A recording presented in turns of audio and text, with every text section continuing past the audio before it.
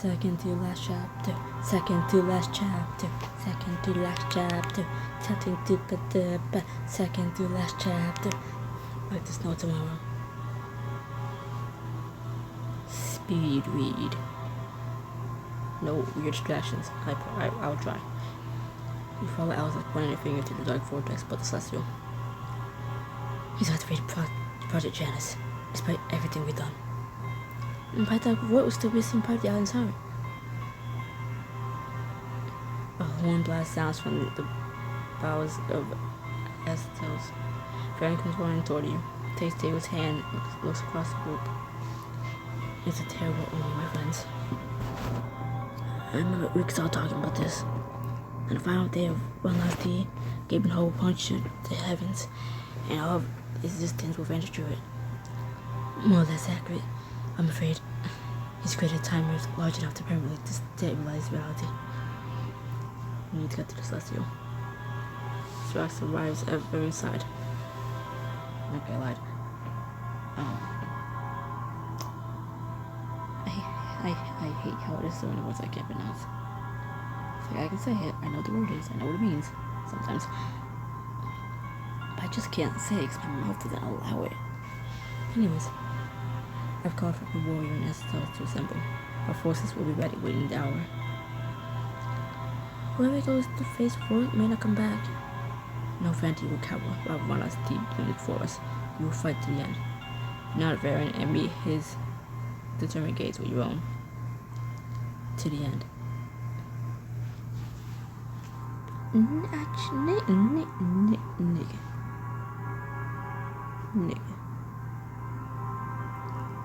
I changed what you was wearing. Last chapter. What the fuck are you doing? Strax leads everyone toward the Valley of Fumes.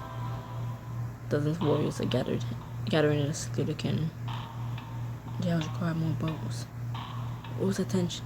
We will not stop unless to deal with this mess. I know Oompa Loompas had numbers like this. Oh yeah, I did end up doing the thing. Sorry, last time. This is the last time I'm stopping, but I end up redoing the story to do it. Just to see what it looked like with Jake. It's so nice. The only thing was if I wanted to restart it one more time to get the stellar route, if it wasn't obvious, I don't have VIP at the moment, so I had to use a key to restart the chapter after I already use the key to start the chapter, then 2, use the second key to restart the chapter to do Jake route. So I had to wait like a little more than an hour to get the key back. It was like 5 in the morning, and I was not gonna wait just to restart the story one more time just to go back with Estella. And even if I did just leave the game open, where it would still have the little selection where I could still restart the chapter, I just felt it was a waste because, like I just said at the start of this, it's the second last chapter. I don't give a fuck that much. I've played this story so many times. I've played this whole book so many times, and I always pick Estella. I think I'll be fine if I don't pick Estella just one time. It hurts, but I can get over it. It's like when the elves came to Helm's Deep, was saved. As Farron ascended onto a stone platform, tender sounds a giant horn. All at once, the warriors fall silent, watching their king. My fellow warriors of Estel's, our time has come. The Hydra has called forth destruction upon us, and he would hide in his palace while one last deep consumes all. The cowardly know how to stop this. Must protect them as they carry out their sacred duty. If you fail, all we hold dear will cease to be. I know you may be scared. I know you may feel helpless. It is troubling that this dark day coincides with the light and joy of Raleigh. But have we not faced impossible odds before? Have we not to find our prophesized doom of every turn? So I ask you, will you tremble in the face at the end? Or like true vanity, will you rise above and fight? Fight. We will fight. Fight! Farron beckons you onto the platform. Climbing up, you find yourself looking out across countless mass space. We have to see before the battle will in.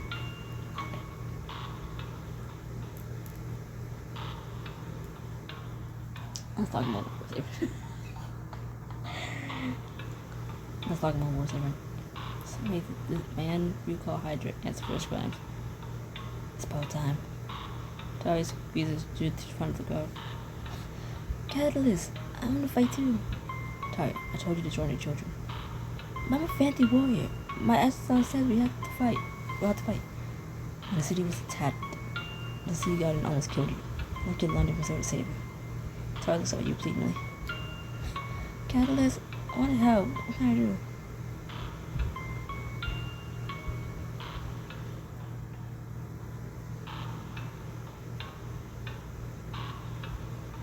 People. What if I tell you, or is there anyone who would guard the city? Think you could do that for me? Of course, I keep all my people safe. Should we really commission a child to fight? Yes. Yes, we should. Hey, it's not like anyone was coming to us. We gotta need something to do. Go now, Tori.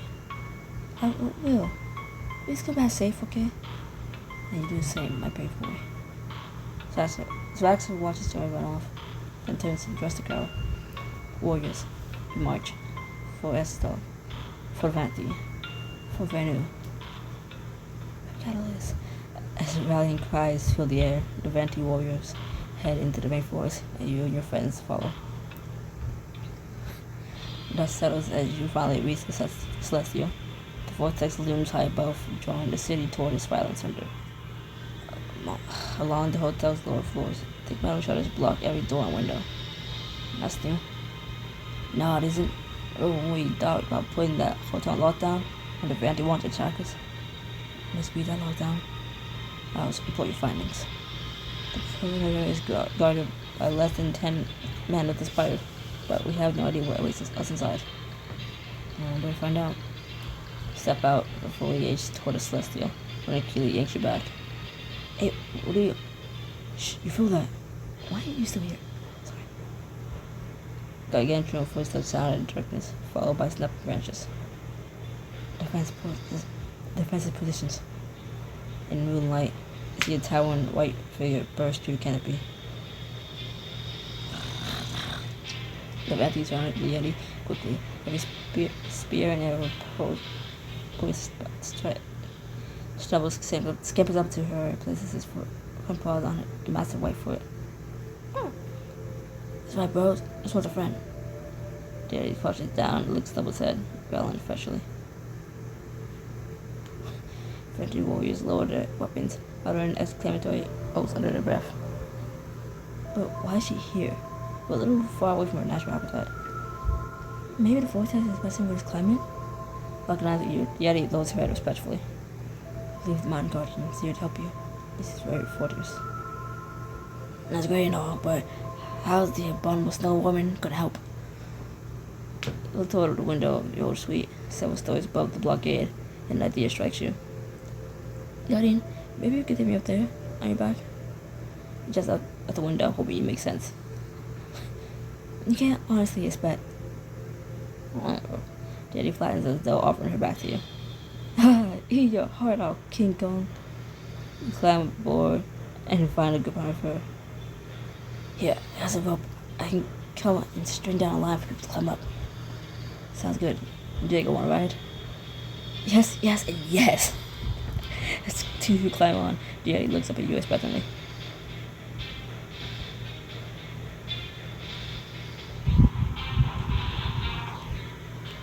Yep. She stared at you, confused. Maybe try something. Oh. Maybe try something other than Sesame Street alien noises. I mean, if she was flying bison, it would work, but you sigh and point to where you want to go. Climb up there with us? Suddenly she breaks into an sprint towards Celestial. This is awesome! Intruders incoming. Fire at will. Defend catalyst. Force songs. Two regular operatives place themselves in between the Yeti and the Celestial. Without breaking his sprint, she edges butts them with her great horns, sending both of them flying.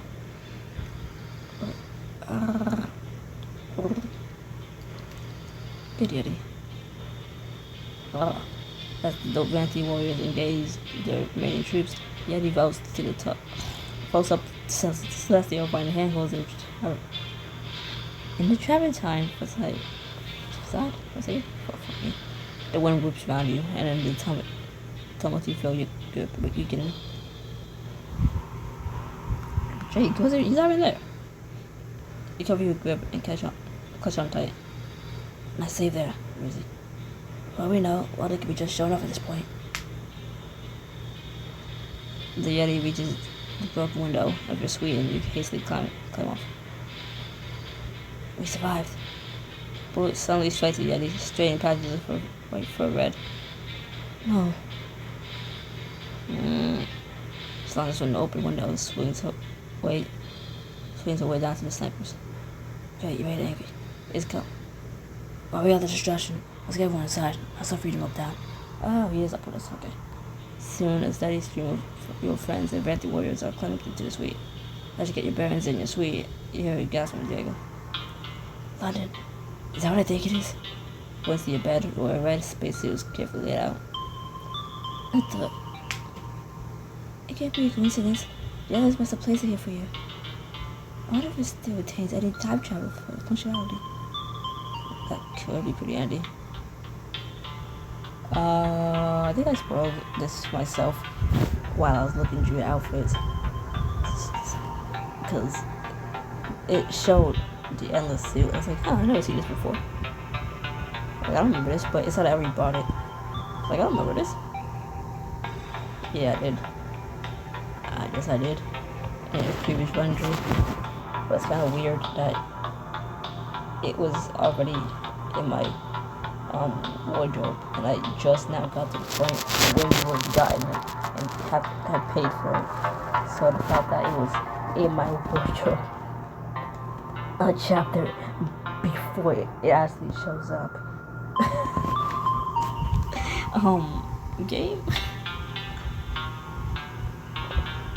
Like, I feel like it shouldn't have been there. Like, I know I played this a lot, and also how many times I played it, I chose the same model, same face model. I always chose Leo, same dude every time. I just changed his name. But as you know, I chose a woman. I chose a woman once. And you don't think the story would change slightly? Oh, come on, but God, what it was. Oh, I know I said I wouldn't do this, but too late. I already read that, but there's a point much early on, like the first book, where like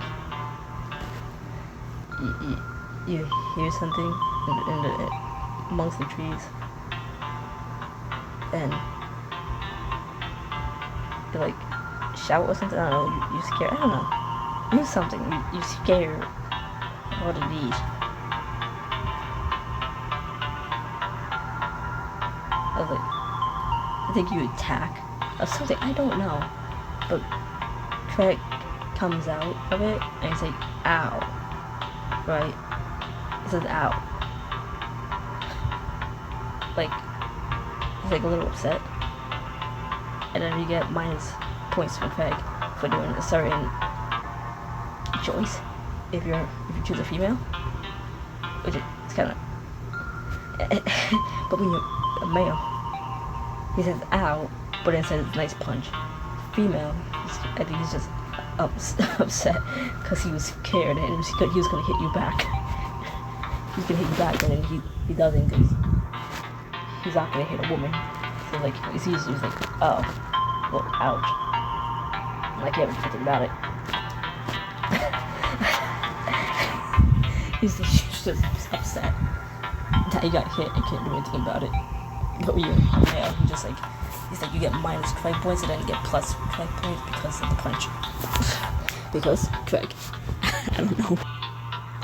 Okay, I found it. I'll just review what the fuck it says. This is a time choice. You will see the path for Craig and Michelle depending on your character's gender.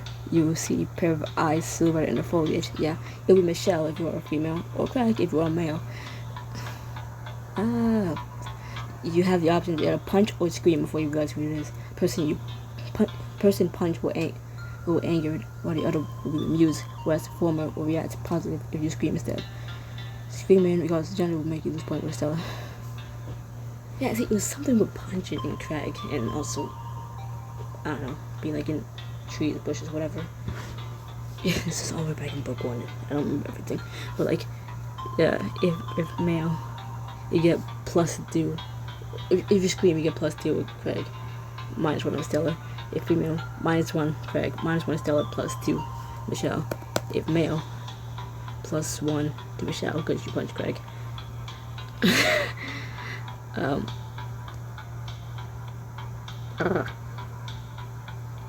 What? If male, Michelle +1, Craig -2, and then yeah. If male, when you punch Craig, you get Michelle +1, and Craig -2. Then you get Craig +1, because he can at least appreciate the punch. But if you're a female, you get -3 for Michelle for punching her, and +1 for Craig. It's just funny, because if you're sorry, if you're a male and you punch, you only get -2 from Craig, but then you gain one of those back. This is what I was talking about. It's like, this is like the only thing I think that had anything to do with your gender. And yes, I did go to my computer to look this up, just so I know I'm not crazy. Cause like, if you punch, if someone comes out the bush, if you're a male, and Craig comes out the bush, you punch him, he's like, ow, but then he's like, good punch. So you end up getting like +1 after you just lost 2. If you punch, if you're a female, you punch Michelle, get a whopping -3. And you don't get no plus points back, so it's like, oh damn, my bad. Thanks, endless. I won't wish you a gift. We'll take all the help we can get. A little magical time pajamas. Resilience abilities were in the education, and certainly give us an advantage. How cool do you look right now? The warriors enter the suite and hurry toward Baron. Yes, sorry. All paths to the roof are blocked or destroyed. There remains one staircase, a large ground barricade in a chamber, like a great cavern. The atrium.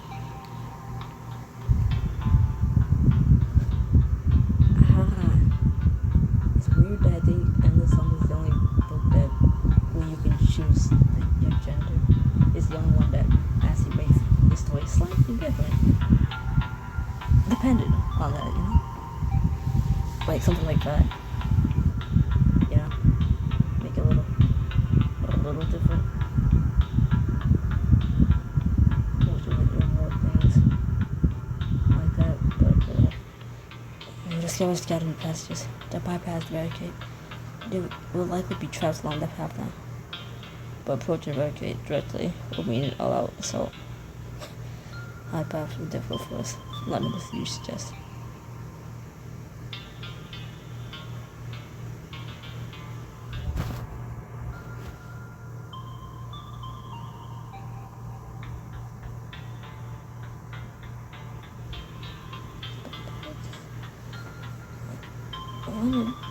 The red confrontation with Reckon sounds better to me.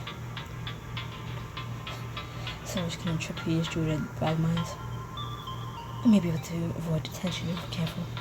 And we'll certainly need every advantage we can get against the Mega Mech. Matter settled. While you're running through the passages, you draw their attention to the barricade. You make your way to the 8th floor and find yourself in a cowboy themed bar. Despite the lively decor, all is eerily quiet and still. Something's not right. Scanning the room, you notice several silhouettes along the walls. Something glints on the floor, but you can't make out what it is.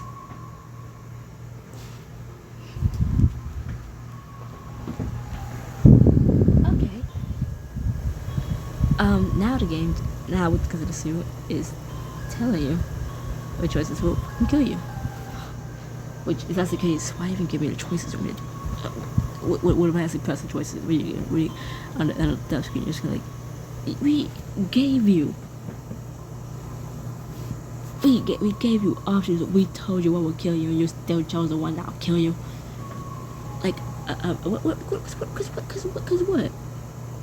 Cause what? If I decided, why would I do to pick one of the death options? Like, I feel like you're just gonna make fun of me. You're just gonna make fun of me. You're gonna cut the game short. You're just gonna say you're done playing. You're done. You're done. Like, that was a slight intermission just to put my charger in. Press yourself against the wall. I want to find your reflection pressing back. Mirrored walls. Have an illusion. Wait for the good taste from work. At that point, everyone gradually stalks around the room to the exit on the other side. Several months later, you find yourself in the library. As the last of your group enters, the doors close with a distant click. Apparently, we're not going back that way. A fancy scout hurries toward the staircase at the opposite end of the room. Come, the cavernous chamber lies ahead. As your group follows her up the steps, Roscoe's is supporting, a pressure plate is depressed beneath him. Beep, beep, beep. Does that body have an old school pager? That's actually pretty dope. Greg freezes. Something is tested in the door at the top of the steps. What? What wouldn't dare blow up his collections of books and artifacts? That ain't worked. Look sharp. Look sharp, our squad. Yeah, 30 seconds not die. The door is locked, but we could probably take cover down below. He gazes across the library and packs a C4 security against each bookcase. This is gonna be a Michael Bay level explosion, guys. Wait, this is a failsafe. Failsafe. So I was putting something to a keypad hooked to this pack on the door. She pulled a sticky note from the device. He just left the password in. I'm a remedy without a cure. I'm everywhere and nowhere. That can refer to several absolutes. Life, death, or perhaps eternal life. We need to choose one quickly. It's death. I would have known that, but the game told me so. So I ran a single word into the keypad. The LED readout blinks. There's a clock aside, leave it the clock freezes and the beeper stops. Thank goodness that's over. I thought we got colored wires in the right order or something. So I meticulously detached the pack and opens the door. Alright, one. Let's go show off what we're made of. Flush. One by one, you slip you into the clove back of the atrium. First try. You're just in the archway. You see a battle taking place beside a makeshift barricade. I don't think they know we're here yet. If we move as quietly as possible toward hiding places. 3 soldiers, 9 o'clock. We'll sneak up. Copy. Roger. The military men slink along the shadows until they're merely feet from the archers' troop, or Ragnar troops. 3, 2, he's a military? I guess I could tell by the chain he has around his neck. I didn't know he was a military dude. 3, 2, I guess in his day he was. They pounce from the shadows in unison and grab the troops in chokeholds, easing their bodies down. A man wearing in the middle, exoskeleton strides into the middle of the atrium, silhouetted by a beam of moonlight. You catch a whiff of cigar smoke. Well, who came to join the party? Freaking Lundgren has a huge gun and deploys a missile at the archway leading to the lobby. Barricade and those on it are overwhelmed by collapsing rumble. Soon you're completely bucked in. A handful of Ragnar operatives close in to the room behind Lundgren. If I tell you was right, SR These are the only remaining forces. You're not longer, you gotta back up. Lower your weapons. This isn't a fight you're gonna win. Ha. You just keep telling yourself that. He draws out a missile launcher and picks up a machine gun. Soldiers move to flank your group. This is really worth the money. Oh yes, every damn penny. Wow, I didn't realize destroying the entire world was such a cheap job. Well, better not. Better I promise you more than a paycheck, or you'll be stupider than you look. Drag the soldiers close in as Lundgren takes slow, intimidating steps in the exosuit. Too bad all of you won't be around when I kill War can take his power from myself. Everyone scatter. As the group runs in different directions, the soldiers pursue you with batons raised to strike. Jake behind you. Jake turns and punches the back soldier twice in the neck, dropping him. His back presses to yours as troops surround you. Ready to dance, Lundgren? I almost caught myself, Lundgren. God damn it. Ready to dance, Lundgren? Fuck me. Ready to dance, Lundgren? But you, always. Good. Dog. He spins and catches its wrist before they can land a blow, punching low in the gut and taking the weapon. Catching his breath, he sends a wink at you. Not done after one song, are ya? I can do this all night. Lundgren leads toward you from across the atrium. Party's over. Time to die. The shoulder panel on his exosuit opens, and a barrage of heat-seeking missiles hurls toward you. Run. He's putting headlong toward the doorway. He starts rapidly closing the gap. I almost hit the top button. The top option. I almost killed myself. Slamming the door shut, you cause the projectiles to swerve in random directions. A series of devastating blasts tear the atrium apart. Smoke and dust from your shattered stonework billow across the room. You and your friends regroup grenades. The little smoke screen's gonna help you now. What's up, Blake? I'm done, dear. You gotta take his toys away. You gotta take his toys away or he's toast. Wait, what is his voice again? You gotta take his toys away or he's toast. I'm trying to do his voice, but like in a whisper. I can't do that. My voice is only go so far. If we ambush all at once, he won't be able to handle everyone. We won't win while he has the firepower to take his guns away. Lundgren lumbers toward the opening in the wall, ready to laser cannon. Now, suddenly your friends stream through the dust cloud and begin grabbing at Lundgren's exoskeleton to get a crack his own tear free the cannon. You're going to regret that. Lundgren's steel-clad arms swing wide, throwing everyone backward onto the rubble. He aims his last missile at you. No. Jake runs forward, leaping for Lundgren's arm. His momentum forces the missile launcher upward at the last moment. The missile streaks toward the ceiling and explodes, sending chunks of concrete down into the room. You walk behind a falling marble boulder as a barrage of stonework comes thundering down. Scream. The air becomes a thick haze of dust as the rubble covers Lundgren. Everyone struggles to find one another in the thick smoke. Is it over? Jake runs over to Mike, who was over. Mike, what's hurt? I think a lot of me's broken. Power rumble begins to shift. No way. Lundgren rises, blood pouring down from the side of his face. You done yet?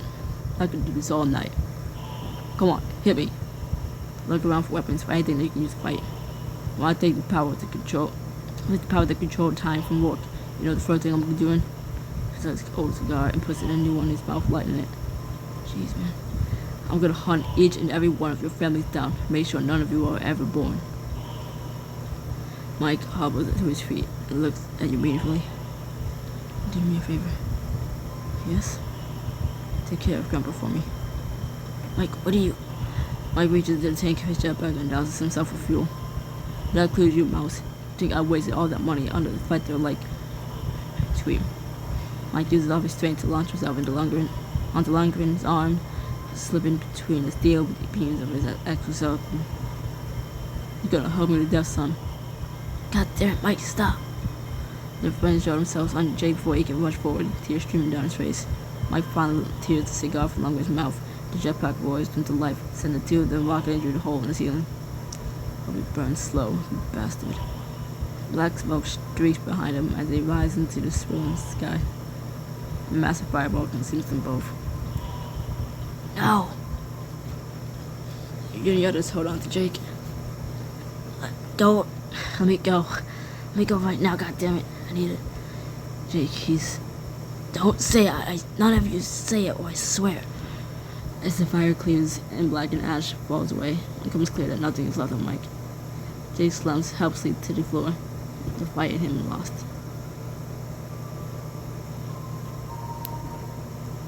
Lundgren. Fuck me. It's not Lundgren. London. I was supposed to save him. I know. And you did. And he saved us. You wrap your arms around Jake. It's just he's helplessly in the jaws of his grief. You'll do it work now, okay? Jake was over through a final shuddering gasp. Separating, he nods, face glistening with tears.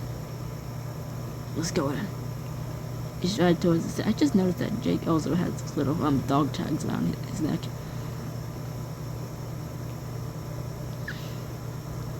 Out of all my voyagers, I'm just not noticing. Towards the end of the book. Towards the end of the book, out of all my voyagers, I'm definitely not reading this again because I would if I read that one book. I have to restart from the first one. Why would I want to reread it again? I love it, but I don't think I want to reread it more times and go through more pain again. Okay, there's some parts of this you don't want to reread again because it's too much. Like, this part reading some parts not that bad, but like when you think you're losing Quinn because of the Rotterdam, the first time when you're on the bridge with her, you know, you think you lose her. Most everything related about Quinn and the fact that she could not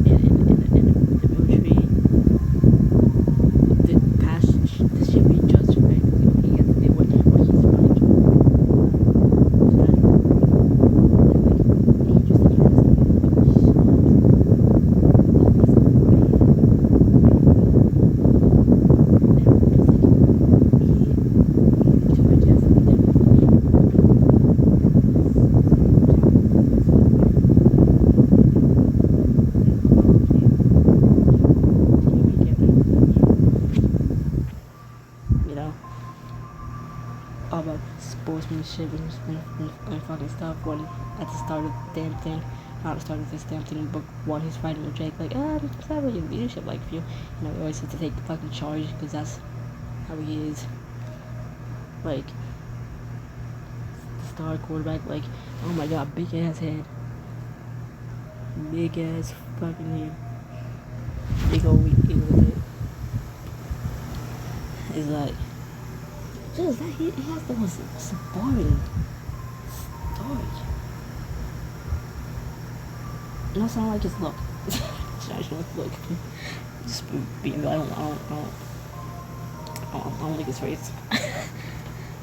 Warriors defend his patches against any attempt to focus. It just plays like that, but I don't care. Clean, that man. Hey, it's cute. The Jake is a sneaky asshole sometimes, but it's not like a sarcastic asshole. It's like I can't say anything about that. I can't blame him. I can't judge him. That's literally how I am. I'm a fucking asshole. And I only feel with his sarcasm. So it's like, I can't hate Jake. I am Jake. In some ways. And it's not so, like, Starch is just like so mysterious. He's like, how, the first time reading it, like, how am I not supposed to pick this up? Those four close sleeves, like, ooh. No, yeah. She's just there, mysteriously. It's like, I know it's like a few words. He's like, ooh. And finally getting her to open up, it's like, ooh. Hi. Hello, we got a lot of walls, but I don't know. I like it. Let's see. And then it's just Sean.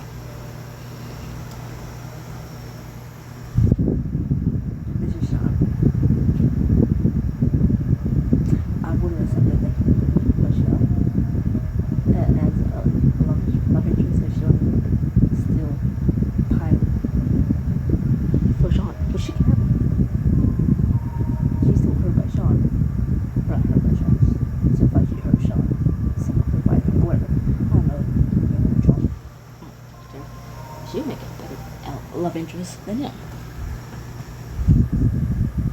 I was gonna say Diego, but he's like literally your best friend.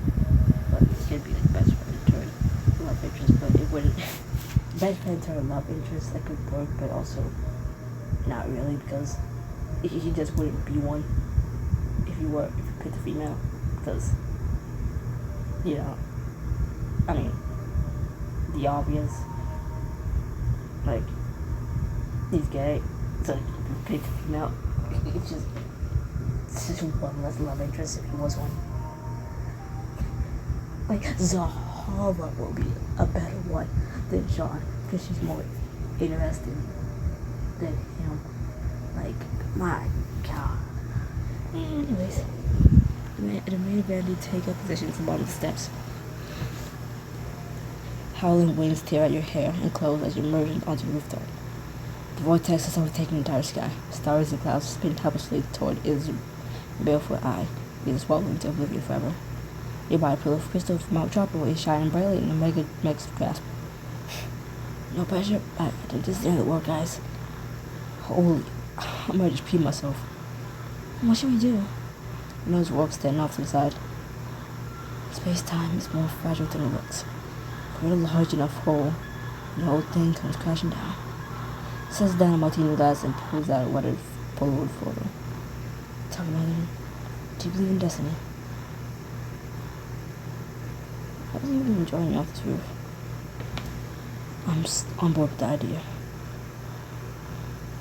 He's gotta be trying to play us. Don't fall for it. And I just trust me, London.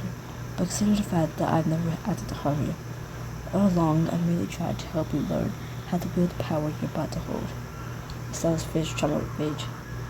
So just give me the word, London. I was collective 1891, if you please. 18 AD is 80, not 18. I saw the figures into being above the mountain. Activating a mega pilot protocol. The gargantuan robot suddenly lunges down and grabs Estelle with his free hand. let me go. Everyone rushes forward to help her. Snuffles leaps onto the mech's arm, breathing patches frost onto the machine's armor shell. Oh yeah, Snubbles, it sucks, cause you get him with the name of having all that, like, oh, and then there's just a good amount of time where you don't have him because you can't take him with you. It's like, I'll miss my little fluff ball just randomly coming up in random scenes and you're asking him to help you, and he's like, he's just happy to help everyone, you know, just this cute little thing, taking food off your plate, you know, taking off the little crumbs, little leftovers, you know, just being a little cute little blue fox thing, little Jack Frost fox thing. And he's just gone for some chapters. And it's like, goddamn. Like, it's just gone. It's like, my life.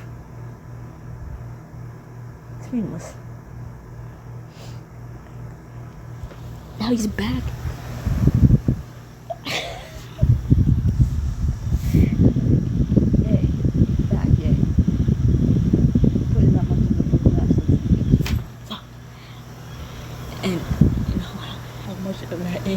There was anger that was behind that little fuck.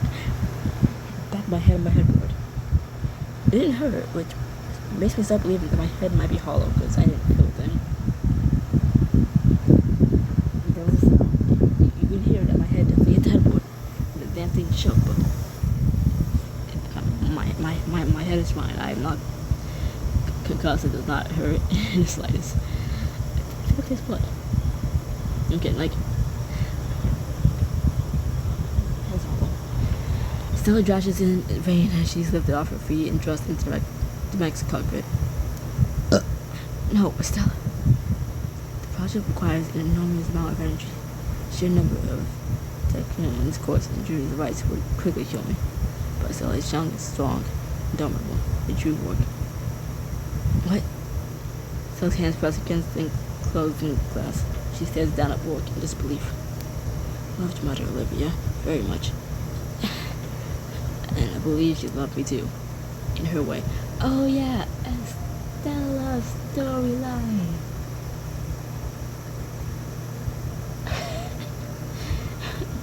Her mother is gone, and the fact that she found out by watching a videotape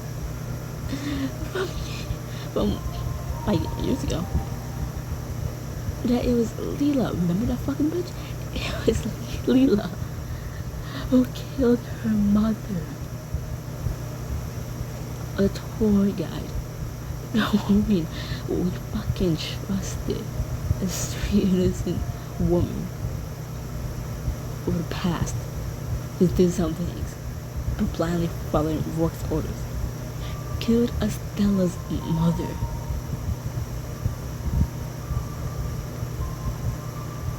And I just remembered her. And each time starting the book after that happened is like, I don't like you. And I don't want to be nice to you. Right? But you don't want to be like a dick. Especially if you played it before, you want to be a dick. Because, you know, that's I don't know, just, you know, it affects the story so much. But, like, never read it. It could be nice all the time. And that shit happens, you're like, what? Wow. Especially if you start to like Leela. You're gonna hate her in that moment. And it's like, good, now you hate her, now you fucking despise her. And then Estella gets fucking payback by putting 2 fucking holes in her damn chest. Or was it her head? One of those 2. Putting 2 bullet wounds in Leela. It's like, yes.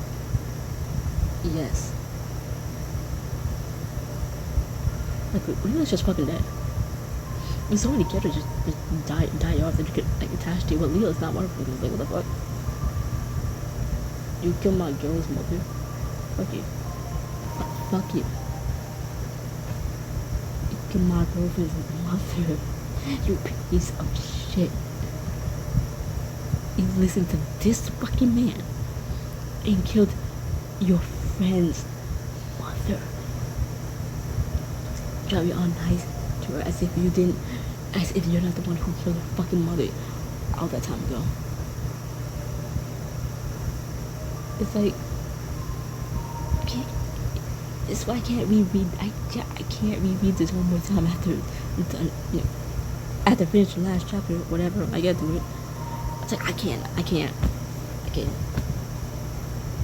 It's many times that I reread this damn book. I don't think I can do it again. It's like,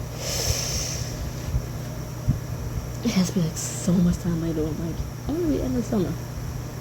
And I just start having flashbacks and everything. At least when I reread it, now I would have, maybe acid. I don't know.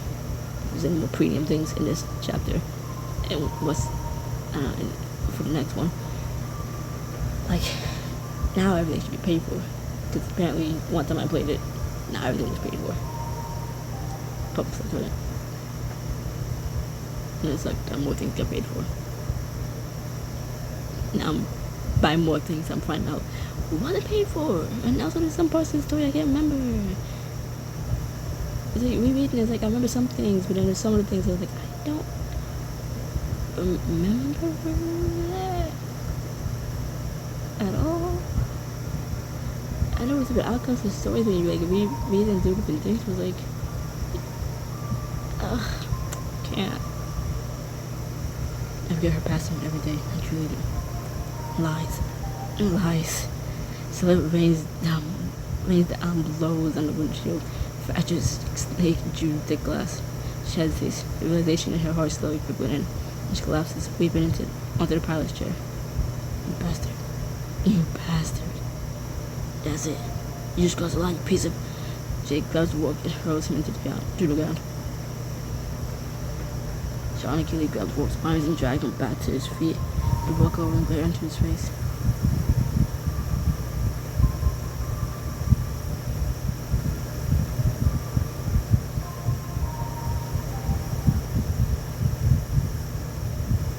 Impossible. The rest of AJ91 has appeared. It's already over. All over for our processes. I don't care. Make it stop. Or are you driving?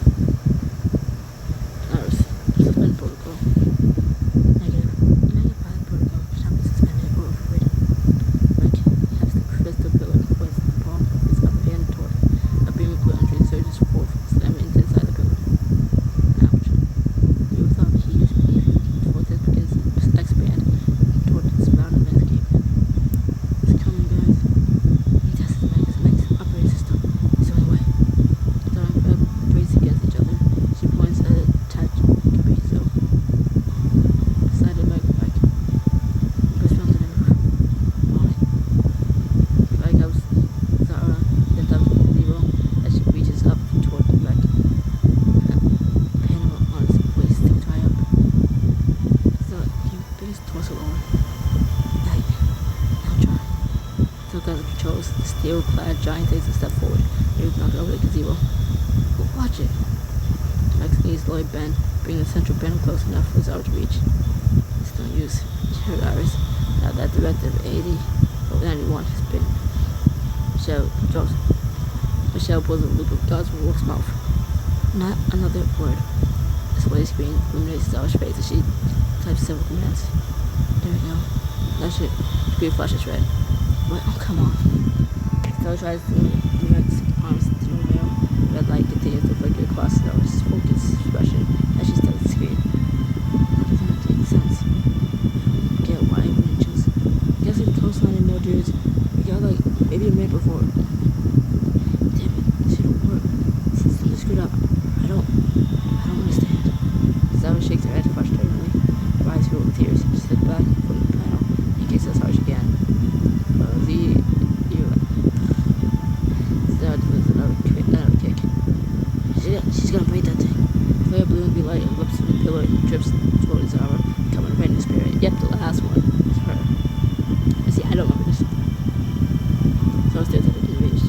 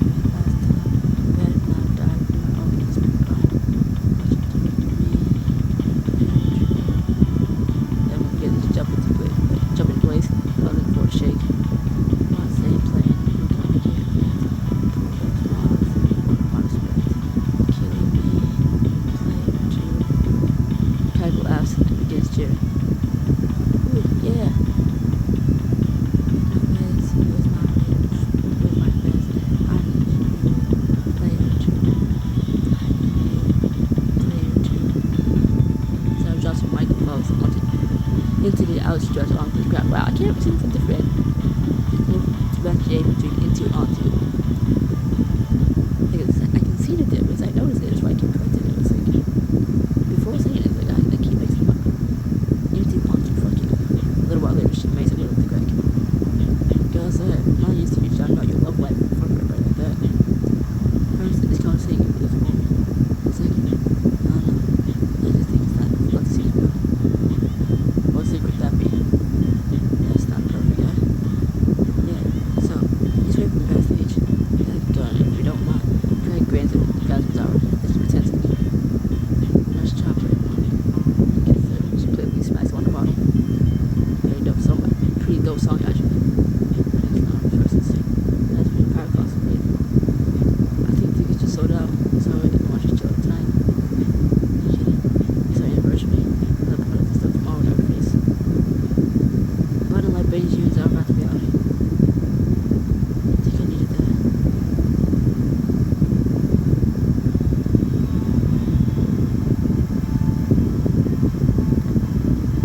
So I logged into her hotel with right about something, please. It's in the system. Iris. Sorry, she looks like she doesn't play for Craig's team. Just saying. Just give her a look. She doesn't look like she looks like she plays for a different team. Maybe softball. So, see her get with Craig. It's like, okay. I mean, cool. Watch back there. Because it doesn't look like she plays that way. But, okay, whatever. She crouches, resets the device in her lap, begins entering commands as fast as her fingers move. Morning. Authorization is compromised. As how glitches widely, she speaks in a strange, discerning voice. This has got on by the early cone. That's what talking about, see. Storing images asks. What? The beam 500 crystal pillar abruptly ceases. Everyone's skyward. The void appears to stop expanding. I think we're right. I can't see low the floors of no doubt. Let us still out the cockpit. Or finally lashes to his gag. Tell me what you want to do, Arius. Set Olivia's daughter free. Michelle starts walking, kissing her finger, pointed at his face. Shut the hell up. Arius, please let me out. Estella. Feeling wells up in Iris's translucent eyes. The mega mech lowers itself and the cockpit slowly opens. Of course. I owe it to your mother to do the right thing. The mech sits down on a crystal pillar. It still blazes as if lit from by fire. Estella runs out of the cockpit to safety. Don't you dare. Your program insists to see this Jew. Stupid cow. Activate the directive. Sean and Gilly drag Ward to the ground. Iris smirks at his front form. Sorry, I didn't catch that. She quickly turns to Alistair. Alistair, I know discovering your true nature has been very difficult. But please know, you've always been my son, even though he refused to be a father to you. Sean walks to the railing and squints into the distance. I don't see anything out there. I think we're trapped in the vortex. Between all possible timelines. He blows a glowing massive crystal resoundingly. I might be able to fix this. Take a deep breath to steady yourself. Reach out with both hands to the shimmering surface. The alien landscapes around you. Remember this. Pass the trip. Cliffs rise in strange, tripping shapes from the crater march plain. Blue flames catch along rock and soil like billowing into the air. No one here. A wind rides, and when it comes, the sound of anguish wailing. Scream. Follow the sound through the days of crystal prisms and jutting from the ground. They emit colorful flashes in your direction. Please stop. I tap Bruno. Huh. You're trying to speak to me, but I don't understand. One of the prisms ignites with blue fire and violently shadows apart. The voice becomes louder as even to cry out to you for help. What should I do? From all the embers, Alpha been pulled to thee. Tentatively, you reach out to the remaining prisms.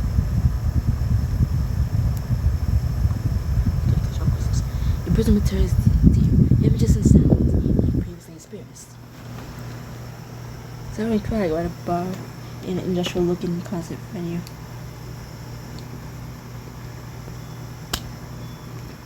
Pretty dope song, actually. I didn't sing all of his verses. That's what you probably taught later.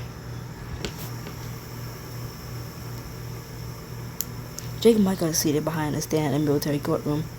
The judge stamped the gavel down, having just announced the verdict. Your Honor, I served my country for 41 years, and this is the things I get. I made these boys who they are. Jake stands looked longer in the eyes. I didn't become who I am because of you. I became who I am in spite of you. Now you got plenty of time to think about what a spineless piece of garbage you are.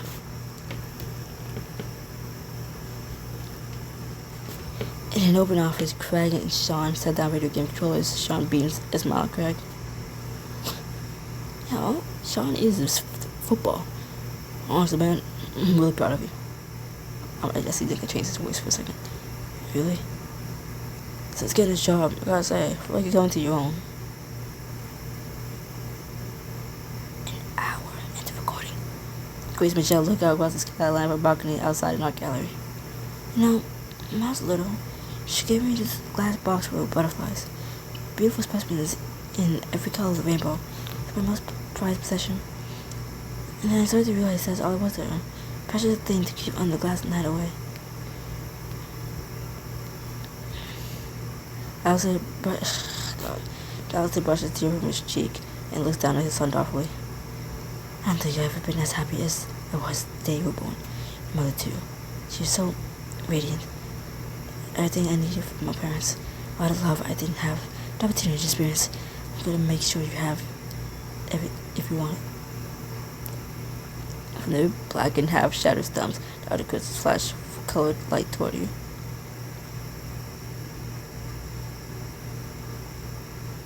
Then they darkened completely, leaving only you, Vanu, and the spreading inferno. And listen to me.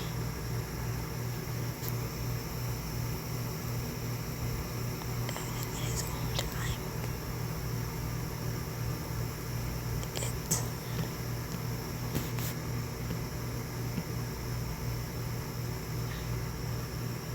Shit.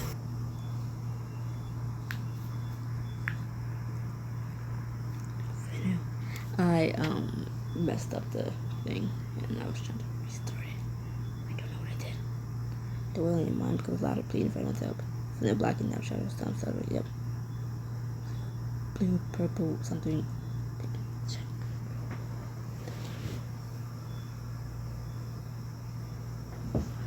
Oh my god, it's in the order of the colors that flash.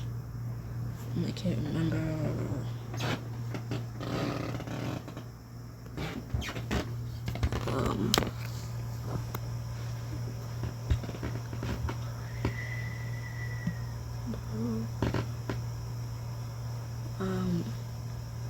In the fucking origin. Fuck me. I feel like you autocorrect. No, yep, let me see, no.